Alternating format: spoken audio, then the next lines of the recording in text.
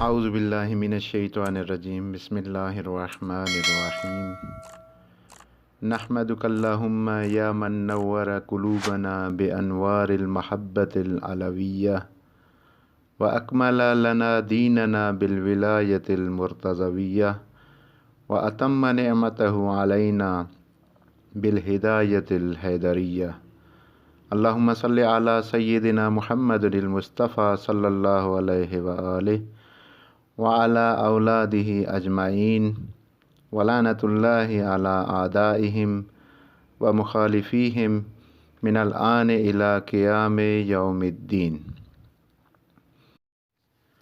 ماہ رجب اور ماہ شعبان جیسے پرفضیلت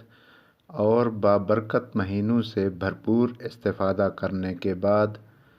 اب ماہ مبارک رمضان قریب ہے۔ انشاءاللہ تعالی خداوند متعال سے دعا ہے کہ ہم سب مومنین کو اس عظیم مہینے سے ہر ممکن عبادتیں انجام دینے کی توفیق عنایت فرمائے۔ ماہ رمضان اپنے آپ کو برائیوں اور گناہوں سے پاک کرنے، فضائل و کمالات سے آراستہ ہونے اور رب کریم سے قرب کا ایک بہترین اور مناسب موقع ہے، لیکن اس فرصت اور موقع سے صحیح اور مکمل استفادہ کرنا اس وقت میسر ہے جب انسان اس مہینے کی عظمت و فضیلت، اس کے احکام و اعمال واجبات و محرمات سے باخبر ہو۔ اس سلسلہ کا ایک عظیم الشان منبع خطبہ شعبانیہ ہے کہ جس میں ان تمام چیزوں کو بطور احسن بیان کیا گیا ہے۔ انسان اس میں غور و فکر کے ذریعے مذکورہ امور کی معرفت اور شناخت پیدا کر سکتا ہے۔ اس خطبہ کو رسول اکرم صلی اللہ علیہ وآلہ وسلم نے ماہ شعبان کے آخری ایام بلکہ ماہ شعبان کے آخری جمعہ میں مسلمانوں کے سامنے ارشاد فرمایا۔ اس خطبہ کو شیخ صدوق نے اپنی کتاب اخبار عیون الرضا علیہ السلام میں نقل کیا ہے۔ امام رضا علیہ السلام نے اپنے آبائے طاہرین سے، انہوں نے امیر المؤمنین حضرت علی علیہ السلام سے،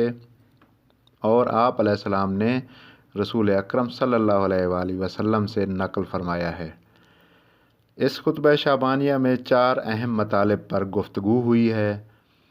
فضائل ماہ رمضان، اعمال ماہ مبارک رمضان، تقوی اور پرہیزگاری، اور امیر المومنین حضرت علی علیہ السلام کا تعارف۔ یہ 4 اہم موضوعات ہیں، انشاءاللہ ان پر باری باری ہم گفتگو کریں گے۔ سب سے پہلے فضائل ماہ مبارک رمضان ہیں۔ اس خطبہ کے شروع میں رسول اکرم صلی اللہ علیہ وآلہ وسلم نے مومنین کو ماہ رمضان کی آمد کی خوشخبری دیتے ہوئے ارشاد فرمایا: اے لوگو، ماہ خدا تمہاری طرف برکت، رحمت اور مغفرت کے ساتھ آ گیا ہے۔ آپ صلی اللہ علیہ وآلہ وسلم نے اس مہینے کو شہر اللہ کہا ہے۔ اگرچہ سارے مہینے خدا ہی کے مہینے ہیں، لیکن کیونکہ ماہ رمضان کو ایک خاص شرف و فضیلت حاصل ہے اور اس مہینے میں خدا سے نزدیک ہونے اور عبودیت و اخلاص کے زیور سے آراستہ ہونے کے تمام تر مواقع فراہم ہوتے ہیں، اسی لیے روایات میں اس مہینے کو شہر اللہ کہا گیا ہے۔ رسول خدا صلی اللہ علیہ وآلہ وسلم نے ارشاد فرمایا: یہ مہینہ خدا کے نزدیک سب سے برتر اور بافضیلت مہینہ ہے۔ اس کے دن سب سے افضل دن، اس کی راتیں سب سے افضل راتیں، اور اس کے اوقات و ساعات و لمحات سب سے افضل اوقات و ساعات و لمحات ہیں۔ اس کے بعد آپ نے ایک بہت اہم بات بیان فرمائی ہے کہ اس مہینے میں مومنین کو خدا کی مہمانی کی دعوت دی گئی ہے اور انہیں کرامت الہی کا اہل قرار دیا گیا ہے۔ یہ ماہ مبارک رمضان کی سب سے برتر اور بالاتر فضیلت ہے، اس لیے کہ ایک کریم صاحب خانہ اپنے مہمانوں کی بطور احسن مہمان نوازی کرتا ہے اور اس کی حاجتوں کو روا کرتا ہے۔ نبی کریم صلی اللہ علیہ وآلہ وسلم نے اس بے مثل مہمان نوازی کے بعض جلووں کو کچھ اس طرح بیان فرمایا ہے۔ ماہ مبارک رمضان میں انسان کی اطاعت و عبادت کے علاوہ اس کے روز مرہ کے غیر اختیاری امور کو بھی عبادت کا درجہ دیا جاتا ہے اور ان پر ثواب لکھا جاتا ہے۔ اس ماہ مبارک رمضان میں مومنین کی سانسوں کو تسبیح اور نیند کو عبادت کا ثواب دیا جاتا ہے۔ اسی طرح نیک اعمال اسی وقت انسان کے معنوی ترقی کا باعث بن سکتے ہیں کہ جب وہ بارگاہ خداوندی میں قبول کر لیے جائیں، لیکن بعض اوقات ایسا ہوتا ہے کہ اعمال مختلف آفات و بلیات کی بنا پر شرف قبولیت سے محروم رہ جاتے ہیں۔ ماہ مبارک رمضان میں یہ فضل و کرم مومنین کے شامل حال ہوتا ہے اور ان کے اعمال مقبول بارگاہ الہی قرار پاتے ہیں۔ ماہ رمضان میں خداوند عالم اپنے مہمانوں کی حاجتوں کو برلاتا ہے اور ان کی دعاؤں کو مستجاب کرتا ہے۔ پروردگار نے ہر نیک عمل کے لیے ایک خاص مقدار میں ثواب معین کر رکھا ہے، لیکن ماہ رمضان میں یہ ثواب کئی گنا ہو جاتے ہیں۔ پیغمبر اسلام صلی اللہ علیہ وآلہ وسلم اس امر کی طرف اشارہ کرتے ہوئے فرماتے ہیں، جو شخص اس مہینے میں کسی مومن روزہ دار کو افطاری دے گا، پروردگار اسے ایک غلام آزاد کرنے کا ثواب دے گا اور اس کے گزشتہ گناہ معاف کر دے گا۔ جو شخص اس مہینے میں ایک واجبی نماز ادا کرے گا، خداوند عالم اسے 70 واجبی نمازوں کا ثواب عطا فرمائے گا، اور جو شخص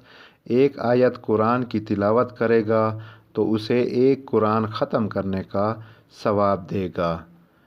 ماہ رمضان المبارک میں جنت کے دروازے کھول دیے جاتے ہیں اور جہنم کے دروازے بند کر دیے جاتے ہیں اور شیاطین کو زنجیروں میں جکڑ دیا جاتا ہے۔ دوسرا موضوع اعمال ماہ مبارک رمضان ہے۔ اگرچہ ماہ رمضان میں تمام انسانوں کو خدائی مہمانوں کی دعوت دی گئی ہے، لیکن اس کا مطلب یہ نہیں ہے کہ سب کے سب خدا کے مہمان ہیں، بلکہ صرف وہی افراد خدا کے مہمان بن سکتے ہیں جنہوں نے خالص و صحیح نیت اور نیک و پسندیدہ اعمال کے ساتھ اس دعوت الہی پر لبیک کہا ہے اور اس عظیم مہمانی میں داخل ہوئے ہیں۔ اس کے علاوہ جس طرح میزبان پر لازم ہے کہ وہ اپنے مہمانوں کی اچھی طرح مہمان نوازی کرے، اسی طرح مہمانوں پر بھی میزبان کے سلسلہ میں کچھ ذمہ داریاں ہیں کہ ان کا برتاؤ بھی میزبان کے شایان شان ہوں۔ اس مہینے میں روزہ داروں کے حالات، عادات و اطوار و رفتار و کردار دوسرے مہینوں سے الگ ہوں اور انہیں مندرجہ ذیل اعمال کو مزید اخلاص اور توجہ کے ساتھ انجام دینا چاہیے، جیسے تلاوت قرآن کریم ہے۔ اس خطبہ میں رسول خدا نے حکم روزہ کے بعد جس چیز کی زیادہ تاکید فرمائی ہے وہ تلاوت قرآن کریم ہے۔ انہوں نے ارشاد فرمایا، سچی نیتوں اور پاک و پاکیزہ دلوں سے اپنے پروردگار سے دعا کرو کہ وہ تمہیں اس مہینے میں روزہ رکھنے اور قرآن کی تلاوت کی توفیق عنایت فرمائے گا۔ ماہ رمضان میں قرآن کریم کی تلاوت اور اس کی آیات میں تدبر و تفکر کو ایک خاص اہمیت اور فضیلت حاصل ہے، اس لیے کہ یہ مہینہ نزول قرآن کا مہینہ ہے، اور شاید ماہ رمضان کی فضیلت کا ایک اہم سبب یہی ہے کہ اس مہینے میں قرآن نازل ہوا ہے، جیسا کہ پروردگار نے ارشاد فرمایا، ماہ رمضان وہ مہینہ ہے جس میں قرآن نازل کیا گیا ہے کہ جو لوگوں کے لیے ہدایت ہے، اور اس میں ہدایت اور حق و باطل کے امتیاز کی واضح نشانیاں موجود ہیں۔ اگرچہ اس مہینہ میں تلاوت قرآن کا بہت زیادہ ثواب ہے، لیکن تلاوت اس کتاب سے استفادہ کا پہلا اور ادنیٰ مرحلہ ہے۔ ہمیں صرف اسی پر اکتفا نہیں کرنا چاہیے، بلکہ اس بات کی پوری کوشش کرنی چاہیے کہ قرآنی مفاہیم و تعلیمات سے زیادہ روشناس ہوں اور اس میں تدبر کر کے قرآنی احکام و تعلیمات کو اپنی زندگی میں جاری کریں اور اس کی نورانی آیات پر عمل کر کے اپنی دنیاوی اور اخروی زندگی کو منور کریں۔ پیغمبر اسلام نے ارشاد فرمایا، جو شخص قرآن کو آگے رکھے گا، یعنی اس کو سب سے مقدم ٹھہرائے گا، اس کو پڑھے گا اور زندگی میں اس کی پیروی کرے گا، قرآن قیامت میں اسے جنت کی طرف رہنمائی کرے گا، اور جو قرآن کو پس پشت ڈال دے گا اور اس کے دستورات سے لاپرواہی کرے گا، قرآن اسے جہنم میں دھکیل دے گا۔ دوسروں کے ساتھ نیکی کرنا، انسان جتنا اپنے معبود سے نزدیک ہوگا اور اس کا رابطہ اپنے رب سے جتنا مضبوط ہوگا، وہ اتنا ہی بندگان خدا کے ساتھ مہربان ہوگا اور ان کی حاجتیں پوری کرنے کی کوشش کرے گا۔ رسول اکرم صلی اللہ علیہ وآلہ وسلم جو خدا کے سب سے مقرب بندے ہیں، قرآن نے انہیں عالمین کے لیے رحمت قرار دیا ہے۔ انہوں نے ارشاد فرمایا، جو بھی اس حالت میں اپنے دن کو شروع کرے کہ اسے دوسرے مسلمانوں کی کوئی فکر نہ ہو، تو ایسا شخص مسلمان بھی نہیں ہے۔ لہٰذا اسلام میں ایسی گوشہ نشینی جائز نہیں ہے جو دیگر مسلمانوں کے امور سے بے توجہی اور لاپرواہی کا سبب بنے۔ بس ہمیں ہمسایوں، رشتہ داروں، دوستوں اور خاص طور پر غریب و فقراء کی فکر کرنی چاہیے۔ رسول اکرم صلی اللہ علیہ وآلہ وسلم نے اس خطبہ میں دوسروں کے ساتھ نیکی اور احسان کے مختلف مصادیق کی طرف توجہ اور تاکید فرمائی ہے، جیسے فقراء و مساکین کی مالی امداد، بڑوں کا احترام و اکرام اور چھوٹوں کے ساتھ مہربانی، رشتہ داروں سے صلہ رحمی، یتیموں کے ساتھ شفقت و مہربانی، مومن روزہ دار کو افطاری دینا، اور اسی طرح دوسروں کے ساتھ خوش اخلاقی سے پیش آنا۔ اپنے فقراء اور مساکین کو صدقہ دو اور اپنے بڑوں کا احترام کرو اور اپنے چھوٹوں پر مہربانی کرو اور صلہ رحم کرو اور دوسروں کے یتیموں پر شفقت و مہربانی کرو۔ ماہ رمضان پروردگار اور خاصان و مقربان درگاہ الہی سے قریب ہونے اور ان سے رابطے کو مضبوط و مستحکم کرنے کا بہترین موقع ہے۔ رسول خدا صلی اللہ علیہ وآلہ وسلم نے اس خطبہ میں مومنین کو توبہ اور استغفار کی دعوت دی ہے تاکہ وہ گزشتہ گناہوں سے پاک و پاکیزہ ہو کر خدا سے رابطہ برقرار کر سکیں۔ آپ صلی اللہ علیہ وآلہ وسلم نے ارشاد فرمایا، بارگاہ خدا میں اپنے گناہوں سے توبہ کرو، تمہاری جانیں تمہارے اعمال کی قیدی ہیں، انہیں استغفار کے ذریعے آزاد کراؤ، تمہاری پیٹھ گناہوں کے بوجھ سے سنگین ہو گئی ہے، انہیں طولانی سجدوں کے ذریعے ہلکا کرو۔ جو شخص بھی اس مہینے میں نماز نافلہ ادا کرے گا، خدا اس کے لیے آتش جہنم سے برات نامہ لکھ دے گا۔ نیز رسول خدا صلی اللہ علیہ وآلہ وسلم اور ہادی امت سے اپنا رابطہ مضبوط و مستحکم رکھنے اور اس رابطے کی برکتوں سے بہرہ مند ہونے کے لیے آپ نے صاحبان ایمان کو اپنے اوپر زیادہ سے زیادہ درود و صلوات بھیجنے کی تاکید و ترغیب فرمائی ہے۔ آپ فرماتے ہیں، جو شخص اس مہینے میں مجھ پر زیادہ سے زیادہ صلوات بھیجے گا، خداوند عالم اس کے میزان اعمال کو اس دن سنگین کر دے گا جب بہت سے لوگوں کے میزان اعمال ہلکے ہوں گے۔ امیر المومنین حضرت علی علیہ السلام فرماتے ہیں، میں اس خطبہ کے دوران کھڑا ہوا اور رسول خدا سے سوال کیا، اس مہینے میں سب سے برتر اور افضل عمل کیا ہے؟ رسول اکرم صلی اللہ علیہ وآلہ وسلم نے ارشاد فرمایا، خدا کی حرام کردہ چیزوں سے پرہیز کرنا یعنی گناہوں کو ترک کرنا، جسے اسلامی اصطلاح میں تقویٰ کہا جاتا ہے، قرآن مجید اور روایات معصومین علیہم السلام میں اس کی بہت زیادہ تاکید کی گئی ہے اور اسے تمام کمالات اور خوبیوں کا سرچشمہ کہا گیا ہے۔ قرآن مجید نے تقویٰ کو بہترین زاد آخرت بتایا ہے اور اسی طرح ایک ایسا لباس کہا ہے کہ جو انسان کی برائیوں کو چھپاتا ہے، اور خداوند صرف صاحبان تقویٰ کے اعمال کو قبول کرتا ہے۔ حضرت علی علیہ السلام فرماتے ہیں، یقیناً تقویٰ ہدایت کی کنجی اور آخرت کا ذخیرہ ہے، ہر گرفتاری سے آزادی اور ہر تباہی سے نجات کا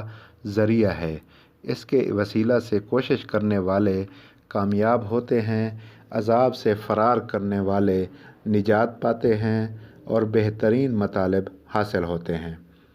نیز فرماتے ہیں، بندگان خدا، میں تمہیں تقویٰ الہی کی نصیحت کرتا ہوں کہ یہ تمہارے اوپر اللہ کا حق ہے اور اس سے تمہارا حق پروردگار پر پیدا ہوتا ہے۔ اس کے لیے اللہ سے مدد مانگو اور اس کے ذریعے اسی سے مدد طلب کرو کہ یہ تقویٰ آج دنیا میں سپر اور حفاظت کا ذریعہ اور کل جنت تک پہنچنے کا راستہ ہے۔ رسول خدا صلی اللہ علیہ وآلہ وسلم حضرت علی علیہ السلام کے سوال کا جواب دینے کے بعد رونے لگے۔ امیر المومنین علی علیہ السلام نے عرض کیا، یا رسول اللہ، آپ کی گریہ کا سبب کیا ہے؟ آپ نے فرمایا، اے علی، میں تمہارے لیے رو رہا ہوں اس لیے کہ ایک دن اسی مہینے میں تمہارا خون بہایا جائے گا۔ گویا میں دیکھ رہا ہوں کہ تم بارگاہ الہی میں نماز میں مصروف ہو اور اولین و آخرین میں سب سے زیادہ شقی اور بدبخت ترین شخص تمہارے سر پر ضربت لگا رہا ہے اور تمہاری داڑھی سر کے خون سے رنگین ہو گئی ہے۔ حضرت علی علیہ السلام نے رسول خدا کے اس کلام کو سننے کے بعد ایک بہت ہی اہم اور سبق آموز سوال فرمایا، کیا اس وقت میرا دین سالم ہوگا؟ رسول خدا نے فرمایا، بے شک سالم ہوگا۔ حضرت علی علیہ السلام کا یہ سوال اس بات کی علامت ہے کہ ایک مومن کو کس حد تک اپنے دین و ایمان کی سلامتی کی فکر میں رہنا چاہیے، بالخصوص موت اور اس دار فانی سے دار بقا کی طرف کوچ کرتے وقت، اس لیے کہ بعض روایات کی روشنی میں موت کے وقت شیطان اپنی پوری کوشش کرتا ہے کہ کسی طرح مومن کے ایمان کو اس سے چھین لے۔ بعض اوقات ایسا بھی ہوتا ہے کہ انسان ایمان و اعتقاد کے ساتھ زندگی بسر کرنے کے باوجود اپنے بعض گناہوں کی وجہ سے موت کے وقت ایمان سے ہاتھ دھو بیٹھتا ہے اور ہمیشہ ہمیشہ کے لیے شقی و بدبخت بن جاتا ہے۔ لہٰذا ہمیں چاہیے کہ بارگاہ الہی میں تضرع و زاری اور اولیاء خدا سے توسل کے ذریعے اپنے ایمان کو ان حضرات کے حوالے کر دیں اور ان سے درخواست کریں کہ موت کے وقت ہمارے ایمان کو ہمیں واپس کر دیں اور اس کی حفاظت فرمائیں تاکہ ہم اس دنیا سے با ایمان رخصت ہوں اور اس طرح زندگی بسر کریں کہ جب موت کا وقت نزدیک آئے تو ہم اطاعت معبود میں ہوں۔ قرآن مجید مومنین سے ایسی ہی موت چاہتا ہے، جیسا کہ ارشاد خداوندی ہے، اے ایمان والو، اللہ سے اس طرح ڈرو کہ جیسا ڈرنے کا حق ہے، اور خبردار ایسی حالت میں مرنا کہ تم مسلمان ہو۔ اس خطبہ میں بھی رسول خدا صلی اللہ علیہ وآلہ وسلم نے حضرت علی علیہ السلام کو اپنا ہم رتبہ اور ہم مرتبہ قرار دیتے ہوئے امام علی علیہ السلام کو مخاطب قرار دے کر فرمایا، اے علی، جس نے تمہیں قتل کیا اس نے مجھے قتل کیا، جس نے تم سے عداوت کی اس نے مجھ سے عداوت کی، جس نے تمہیں برا بھلا کہا اس نے مجھے برا بھلا کہا، اس لیے کہ تم میری جان کی مانند ہو۔ تمہاری روح میری روح میں سے ہے اور تمہاری طینت میری طینت میں سے ہے۔ جس طرح ولایت نبی آپ کی نبوت و رسالت میں ظاہر ہوتی ہے اور تمام لوگوں پر آپ کے فرامین پر عمل کرنا واجب ہے، اسی طرح اوصیاء نبی کی ولایت ان حضرات کی امامت میں ظاہر ہوتی ہے اور سب پر واجب ہے کہ ان کی امامت پر ایمان لائیں اور ان کے حکم کی اطاعت کریں۔ رسول خدا صلی اللہ علیہ وآلہ وسلم نے حضرت علی علیہ السلام سے فرمایا، اللہ تبارک و تعالی نے مجھے نبوت کے لیے اور تمہیں امامت کے لیے منتخب کیا، پس جس نے بھی تمہاری امامت کا انکار کیا اس نے میری نبوت کا انکار کیا۔ پھر فرمایا، اے علی، تم ہی میرے وصی، میرے بچوں حسنین علیہ السلام کے والد اور میری بیٹی کے شوہر ہو، میری امت کے درمیان، میری زندگی میں اور میری وفات کے بعد میرے جانشین ہو۔ تمہارا حکم میرا حکم اور تمہاری نہیں میری نہیں ہے۔ رسول خدا صلی اللہ علیہ وآلہ وسلم خطبہ شعبانیہ کے آخری حصے میں اس طرح ارشاد فرماتے ہیں، قسم اس ذات پاک کی جس نے مجھے نبی بنایا اور مخلوقات میں سب سے افضل قرار دیا، بے شک تم خلق خدا پر اس کی حجت ہو، سر الہی کے رازدار اور بندگان خدا پر خلیفۃ اللہ ہو۔ خداوند متعال سے دعا کرتے ہیں کہ ہمیں صحیح معنی میں اس پر برکت اور عظیم ماہ سے استفادہ کرنے کی توفیق عطا فرمائے اور تمام مومنین جہاں کہیں بھی ہیں، خداوند متعال اس ماہ کے صدقہ میں اور ان عظیم ہستیوں اور پاک ہستیوں کے صدقہ میں مومنین کی حفاظت فرمائے۔ اللہم صلی علی محمد و آل محمد وعجل فرجہم۔